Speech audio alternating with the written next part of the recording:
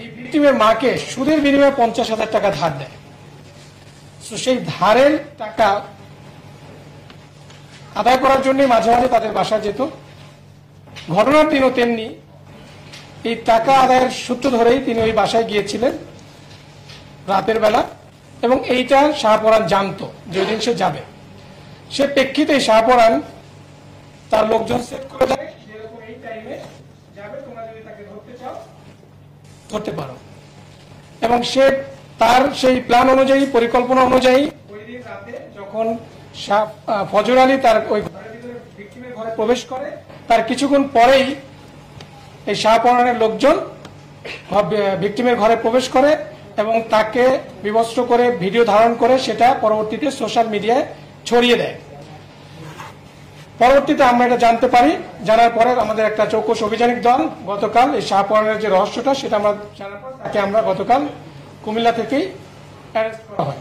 এই ছিল মূলত যে মব সৃষ্টি এবং সোশ্যাল মিডিয়ায় ভিডিওটাকে ভাইরাল করার পিছনে নেপথ্য কাহিনী।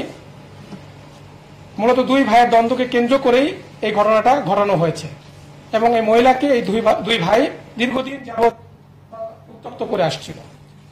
সেটাই ছিল মূলত ঘটনা। এটার এই লক্ষ্য আপনারা অলরেডি জানেন যে ধর্ষক সহকারে 4 জন উত্তপ্তকারী, 4 জন মবের সদস্য এবং যে প্রধান পরিকল্পনাকারী গতকাল আমরা তাকে অ্যারেস্ট করেছি। সো আপনাদের যদি কোনো পয়েন্ট থাকে আপনারা করতে পারেন। আমি বলেছি শুরুতেই যে দুই ভাইয়ের মধ্যে দ্বন্দ্বটা মূলত দুইজনেই এই মহিলাকে উত্তপ্ত করত। এই যে দুই ভাই এই মহিলাকে উত্তপ্ত করতো, দুই ভাই কি ওই নারীর সাথে শারীরিক কোনো সম্পর্কে গিয়েছিল কিনা, যে এক ভাই বঞ্চিত হচ্ছে যে কারণে, এবং গ্রামের সালিশটা হয়েছিল কি? দেখুন, উত্তপ্তটা নিয়েই আমরা শারীরিক সম্পর্ক কিনা এটা একটা সেন্সিটিভ বিষয়, এটা আমরা এসে না বলি, এটা তদন্ত আরো বেরিয়ে আসবে। আমরা তো গতকাল তাকে অ্যারেস্ট করেছি, আরো জিজ্ঞাসাবাদ করে ভিতরে কি ঘটেছে, তাদের মধ্যে কি সম্পর্ক ছিল সেটা আসলে তদন্তে বেরিয়ে আসবে।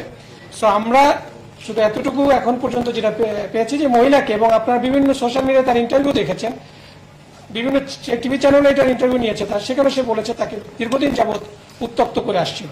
সেই উত্তপ্তের প্রেক্ষিতে দুই ভাইয়ের মধ্যে দুজনেই একজনের পিছনে ছুটছে, তো সেখান থেকেই মূলত তাদের মধ্যে একটা দ্বন্দ্বের সৃষ্টি হয়। সেখান থেকে একটা গ্রাম্য সালিশ হয়, সেই সালিশে ফজর আলী কর্তৃক শাহপরান হেনস্থার শিকার হয় এবং সেখান থেকেই এই শাহপরান ফজর আলীর বিরুদ্ধে একটা অ্যাকশন নিতে চায় এবং সেটারই প্রতিফলন ছিল 26শে জুনের যে ঘটনাটা।